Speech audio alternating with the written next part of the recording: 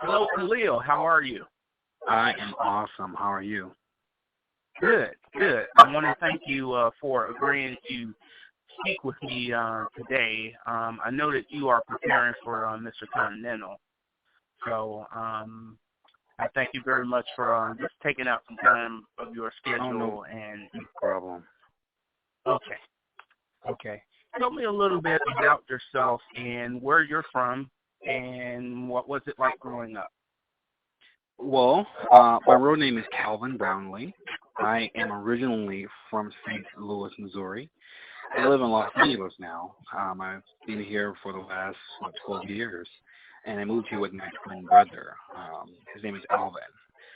And before I moved here, I was a professional dancer. I still am a professional dancer. I work with a lot of different artists, and what brought me to California is I wanted to pursue my dream just like everyone else out here. And I had my first opportunity to dance with Ellie and Missy Elliott and Usher and a few other people, and it's been pretty blossomed since I've been out here.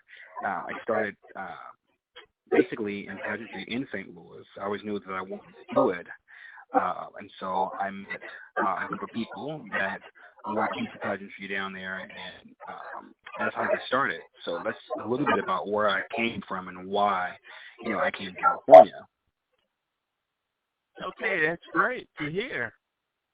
Yeah. You mentioned that you have a twin brother. Is he also an entertainer in the pageantry system, or just a dancer, or just a regular my person? my identical twin brother is straight, and so he has supported me in pageantry almost actually three. I competed in competitions 5 times, and maybe 3 out of the 5 he has been there with me in my talent. Actually, he was there in my talent last year as one of the dancers. So he has been there. Wow. Yeah, so he has been like supporting me nonstop.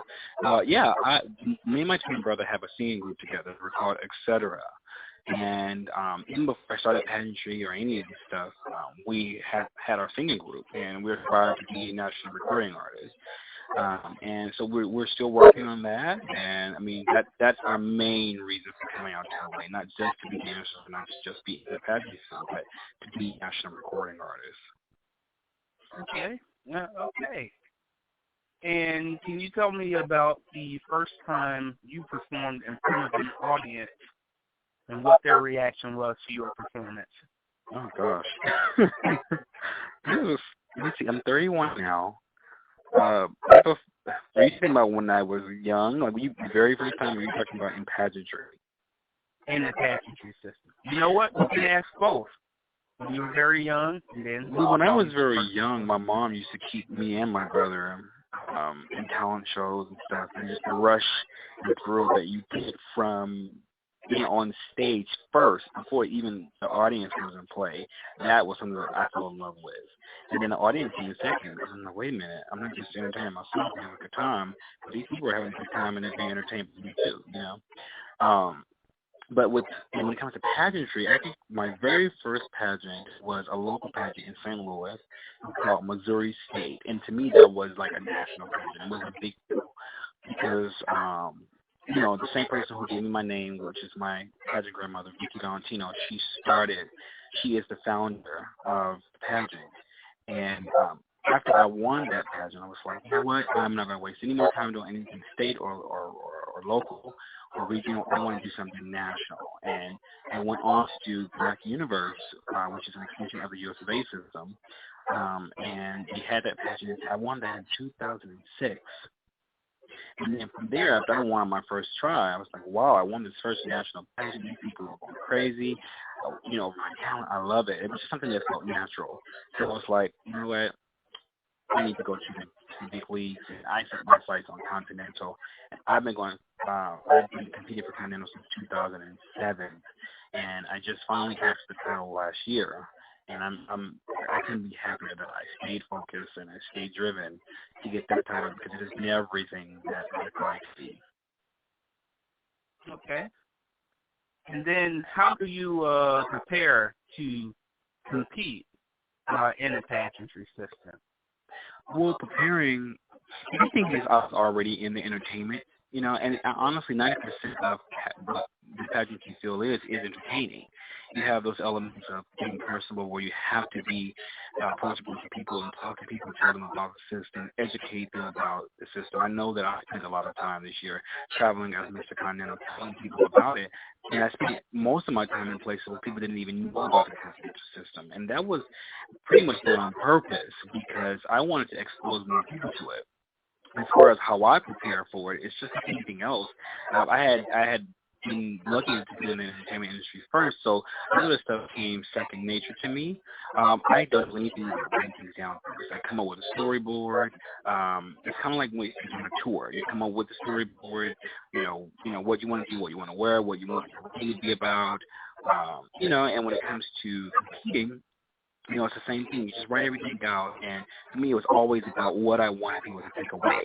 And I wanted people to take away that I was talented, that I was an attractive person, but most of all, I was intelligent. Because without intelligence, I don't think those two things matters, Great.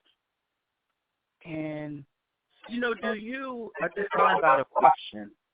Do you have a regular gig, meaning do you appear at one of the regular shows? Like, for example, you're at so-and-so's club on Wednesday nights or on Friday nights and so on. I have been asked to be part of several showcasts. Literally, I'm probably asked about maybe once every like 6 or 7 months to be a part of somebody's showcast. And I have chose to turn the gigs down because I love traveling. I mean, traveling keeps me so busy, and I know so many people across this country. I just love traveling, and so I don't want to be, for me personally, tied down to one set, gig at the moment. Maybe that'll change in the future, but right now, I'm really enjoying traveling and performing at different venues. Okay.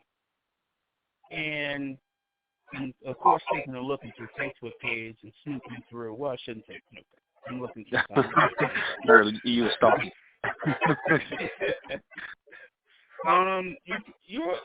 You appear pretty much fit and in shape, unless these are pictures from your 8th grade or when you were in high school.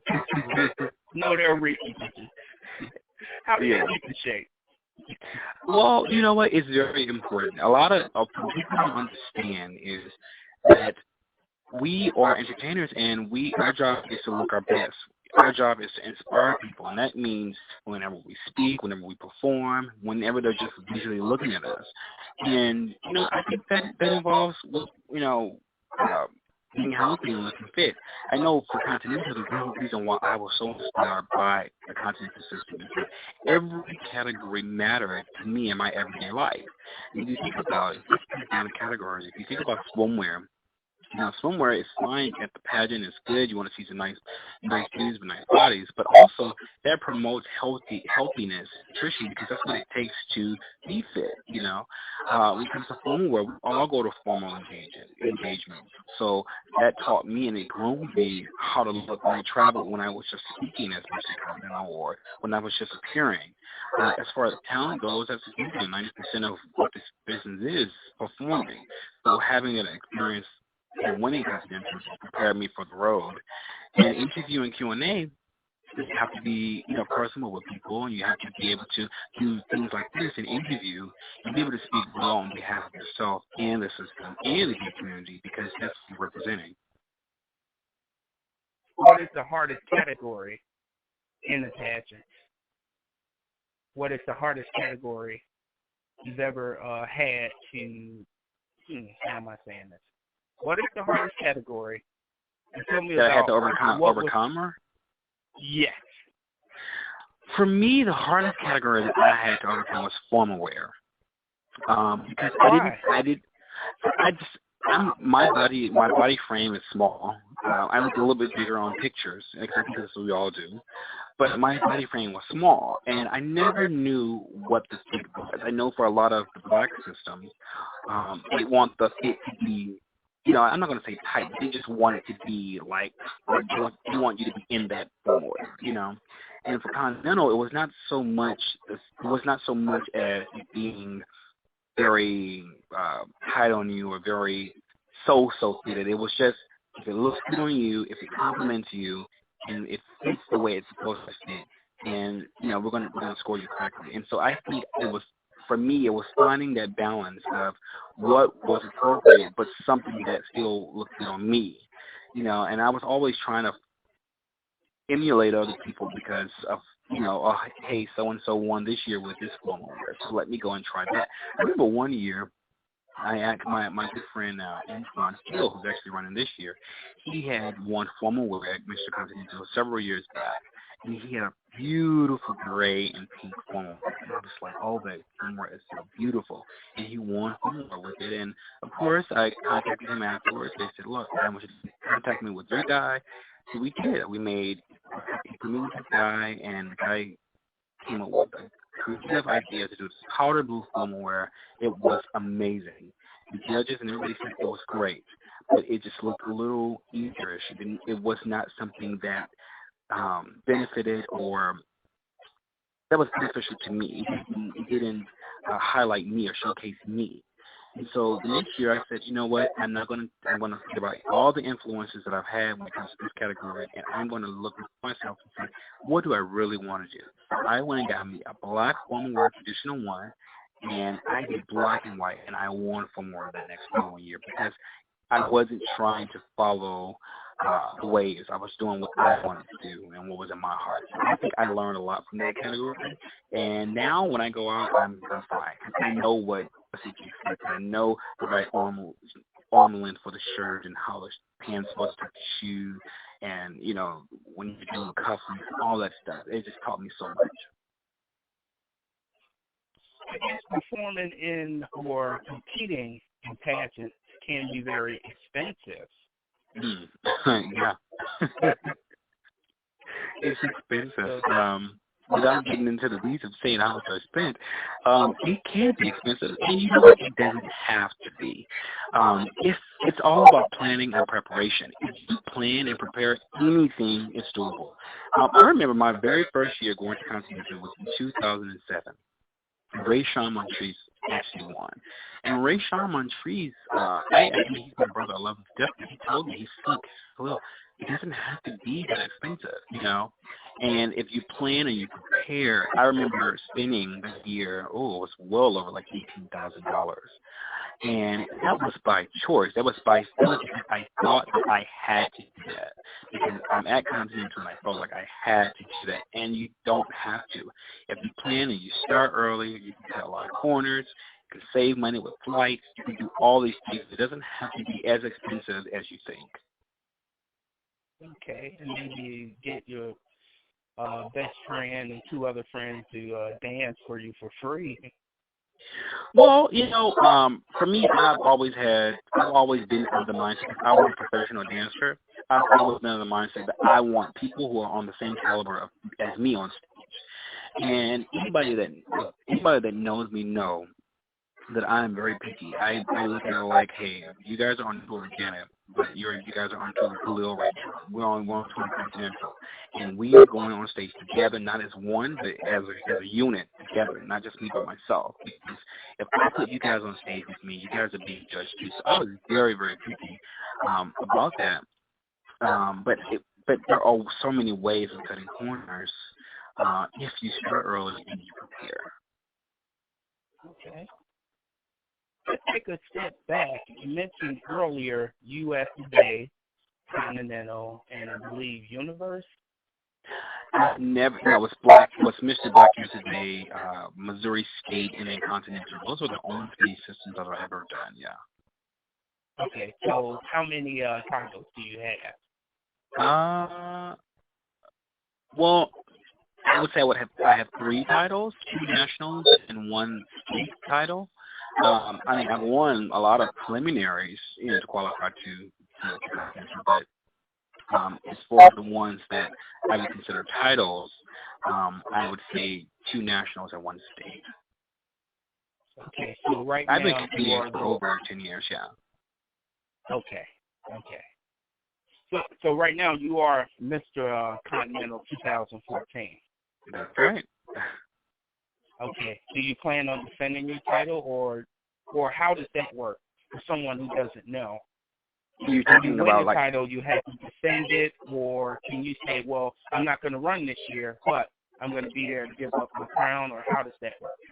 well, unfortunately, when you win Mr. Continental, you cannot run again. And I say unfortunately because I mean I have enjoyed my reign so much, and I'm not ready for it. I'm not ready to handle the title. But when you win Mr. Continental or any division in the Continental system, or any division for that matter, that I know of, you have a year to reign. And reigning is so much harder, in my opinion, than winning. 'Cause anybody can win, but it takes someone who's focused, someone who's humble, and somebody who's going to be dedicated to entertaining people to have a successful reign. So I'm at the end of my reign. In 2 weeks, actually, from today, I will be giving up my title to whoever the next winner will be. And I will forever be a part of Continental history. I will forever be one of the formers, and I will always play an instrumental role in it. And it's a sad yet exhilarating feeling because I am the current reigning, but I'm going to be a former, and it feels so good to be known that I'm being inducted into this family. So, it's bittersweet. Okay. And I have to get a little bit personal with you, because of course my readers and listeners will kill me if I do not ask. Okay. We'll go there, be a little bit personal, and ask, are you seeing someone, or are you single? I am actually legally married. I got legally married to my partner here in California in 2008. And he is no stranger to pageantry. I mean, a lot of people don't know of him unless you've been to Continental. I mean, he has his own business. He does his own thing. So, yeah, I'm actually legally married. That's great. That is wonderful Thank you. to hear. Now, I know some of the stalkers out there might not feel that way, or they don't care anyway. Well, hey, look, they can still stalk. I'm not. Hey, I travel this world. I still flirt with people. I'm still the same person that I am. A lot of people don't even know that I'm in a relationship, just because I am still the same person. That I've always been. That's one thing about me. I didn't let me winning the title change who I was. And although I was really, really busy this year and I traveled the world, I did not. I knew who I was, and I think that was conducive to the type of person that I am and the type of legacy that I plan to leave. Wow, I'm looking at the schedule of tour dates between June and July. Yeah. So you were at Capital Pride, at the Festival, at Mr. Gold Coast Continental Prelim in Chicago. Wait a minute, you started out in D.C., in Chicago, in San Diego, St. Petersburg, Florida. Then you were back here in Chicago, and in Denver. Yeah. So, and Denver was one of my most amazing shows. First of all, my schedule has been crazy. I haven't had one weekend off this whole year, and that was attributed to my hard work. I know so many people in this industry, but I reached out. A lot of people think that, hey, I want Mr. Continental, all these things are going to come to you. No, you have to work hard. You got to get the phone, call people. You got to say, hey, I'm Mr. Continental. I'm representing this year. I want to come perform for your audience. What will it take? Even if that sometimes compromises your fee or half your fee or negotiating that, that's what you do, because there was a lot of that going on for me this year. When it comes to one of my proudest moments performing this year was when I performed for Denver Pride. I was one of the headliners for their Pride, and I opened up for one of the RuPaul's Drag Race girls. I can't think of her name right now at this moment, but I opened up for her, and it was over 30,000 people. And I was so happy with that, and now when I think about it, I'm just like, oh, that's just so unreal and so surreal to me. But I'm so grateful for that, and they can come back next year, so I'm excited. Okay, so now how is that going to work? Because you will be the former Mr. Continental. Do you expect to still keep up a rigorous appearance schedule? Well, so you said the right thing, that I will be a former. I will. But the good thing is I will always be Mr. Continental. So that is what I have on my side. And yeah, my schedule's already booked up for this, September and November, and part of January. So my schedule was already kind of getting kind of crazy. But I'm going to make sure that I take time for myself because I won't be the current reigning Mr. Continental. And then I'll be working with the current reigning too, you know. So it'll all work out. Okay. There were two questions I wanted to make sure that I got in, and I'm looking at our time, and I know that we went over a little bit. No, I want you to go ahead and ask your questions. Thank you. Thank you. The questions are just regarding influences. Who are some of your influences or mentors in the pageantry system or the entertainment system at large? It's so hard to think about the pageantry system because I have a few influences, but I'd rather say who my influences are in the entertainment industry, period. One of these that influence everything that I do is Beyonce and I would say probably Usher and Chris Brown. Because those three people they exemplify what it means to be an entertainer. Not someone who just gets up and put on a costume and just goes up and perform. They signify the overall aspects of what it means to entertain people and to be a celebrity on and off stage. And I try to carry myself that same way as Mr. Continental so that I can bring those same influences and hopefully inspire other people to do the same thing. People ask me all the time, what is your mantra? What did you want to do with your reign? I want to inspire people. That's what I wanted to do. I wanted to inspire a new generation to get up, take this career and pageantry seriously. And I wanted to listen. You know what? Because he did it, I can do it too. Okay. And is there a certain artist, and again in the pageantry system as well as in the entertainment system? Well, let's first take the pageantry system that you would like to have the opportunity to perform with, male or female. Someone that I would like to have the opportunity to perform with. I never even thought about that. You know what? I'm going to go on the safe route, and I'm going to say my queen, Nasia Lopez. No, we won't let you take the safe route out. No, go ahead.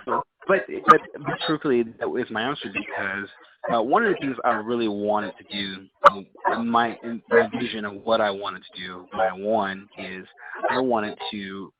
I was hoping that I got a queen that could dance, and I did. I got a queen that could dance and entertain, and she gets what this is all about.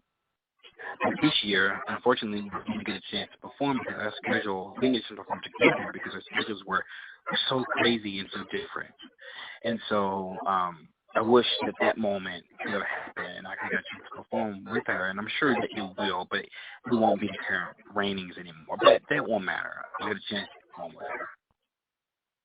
Okay.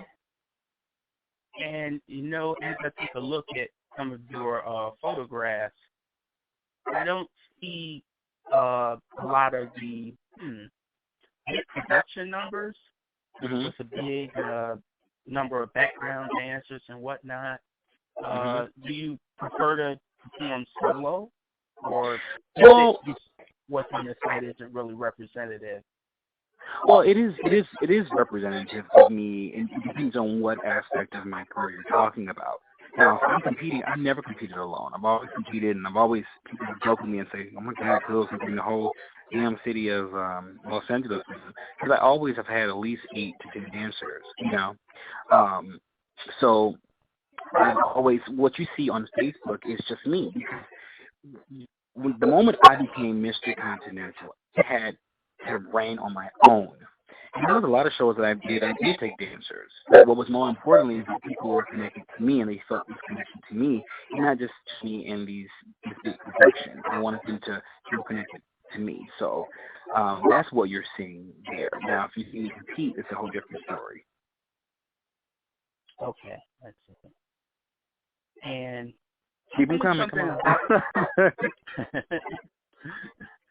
Tell me something about yourself that nobody knows until now. Something about me that nobody knows. I'm a geek. People probably see my pictures and they're probably like, oh, well, I've been told that I'm intimidating for my pictures, or that I may seem like I stick up for my pictures, or based off of my persona that I'm unapproachable or whatever. But people would not know it's like I'm the biggest, like, geek. I love astrology and stars and planets, and I'm intrigued with space and life outside of our solar system, so I'm intrigued with that. People will probably know that. Okay. And speaking of astrology, you are a Leo. I am. Oh, what are you gonna say? What are you gonna say about Leo? People that have to have your damn way. Well, Leos, we are leaders and we like attention. And I don't know a lot about astrology, but I can tell you about me. I am a leader. I'm a take charge kind of person. That's why I've always been able to have successful prelims this whole year, because when things were not right, I stepped in and I said, hey, no, this is what we're going to do and this is what we're not going to do. And the promoters at the end of the day, they love that. That's our job. Your job as a male lead, because that's what we really are. We are leaders. And our job as a male lead entertainer is to make sure that everything goes right at our preliminary, and that we are being, exemplary, ideal performers for people who are coming up, and for people who are around us, I see.